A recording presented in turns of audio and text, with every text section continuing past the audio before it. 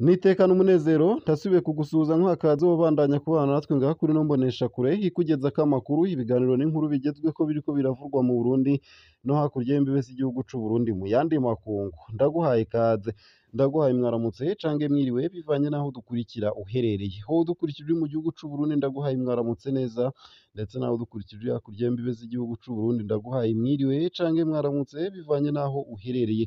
Turi ku munsi wa gatatu w'igenekerezo rya 28 z'ukwezi kwa gatandatu umwaka ni 2023.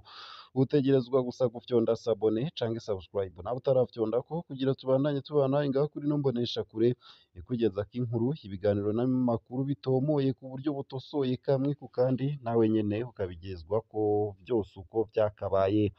Bamwe mu banywanyi ba Seneri ati ntawokwagiriza intwaro ko yivanga mu bikorwa n'itunganywa ry'umugambwe Seneri. Mu rwandiko abanywanyi ba Seneri 10 bari mu biro bikuru vya politike vy'umugambwe bashize ahabona kuri uwa 26 ruheshi 2023 basaba ko umukuru w'umugambwe Seneri atokwirengagiza gutorera umuti amatata ari indani mu mugambwe yitwaje ko hoba hariho abashaka gushinga Seneri nyakuri babifashijwemwo n'intwaro. Abo bavuga ko baharanira iyubahirizwa ry'amategeko no kunywanisha inyangamugayo za Seneri, ariko umukuru w'umugambwe Seneri Agathon Rwasa wakabita ko bakoreshwa n'umugambwe uri ku butegetsi kugira ngo bashinge umugambwe Seneri nyakuri. Bemeza ko icuka kibi kimaze ikiringo cababa amezi 8 gifise inkomoko imbere mu mugambwe.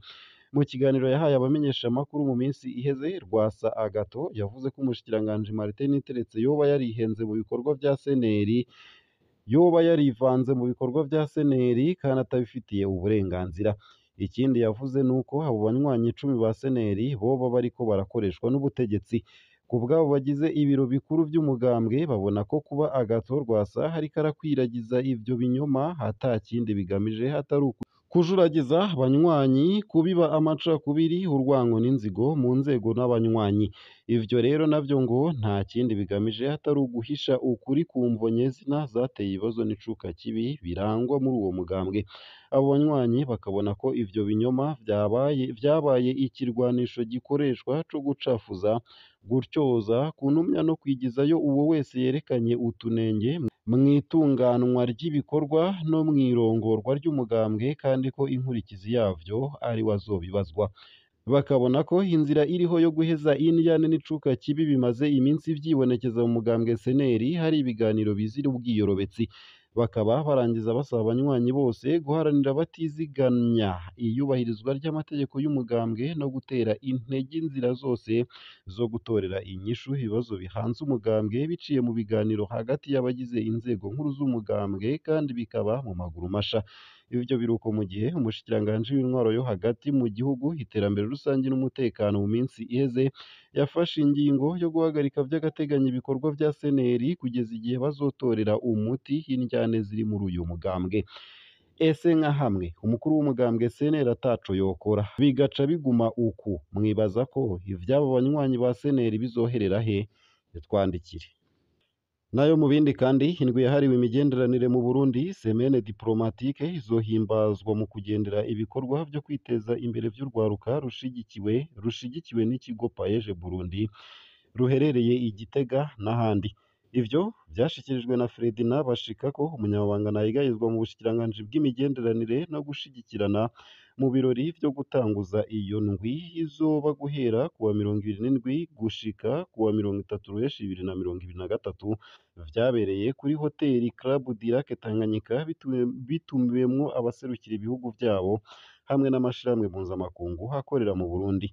Ferdinand Bashikako ati kubw'ubuhinga bwarwo, ubushobozi bwo kwiyumvira no kurema bishasha, urwaruka nirwo mushinge w'iterambere ry'ubu na kazoza, ari naco gituma n'icivugo kijanye n'indwi yahariwe imigenderanire gishingiye ku gushira uburyo n'imitahe itandukanye mw'iterambere ry'urwaruka.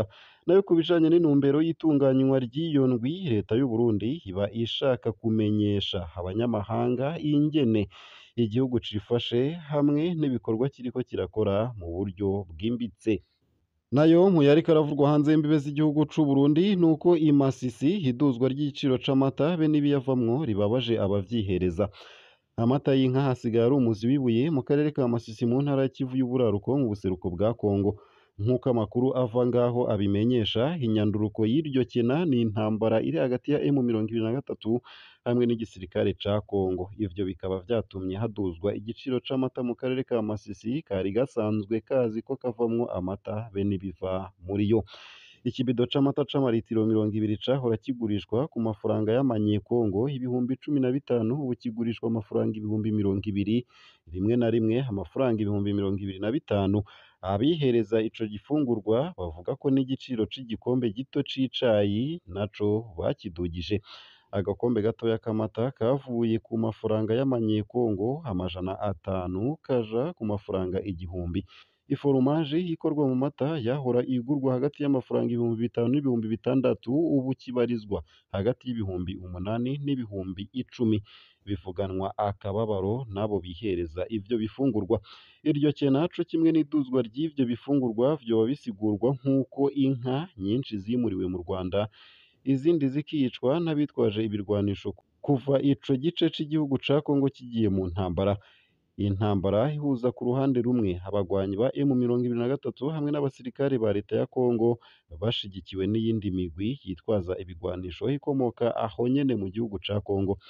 Abatanga amata mu karere ka Masisi basigaye ari bake kubera ko abo bungere bavuga ko bakora bahomba cane, na cane mu gihe inka zisahurwa canke zikicwa.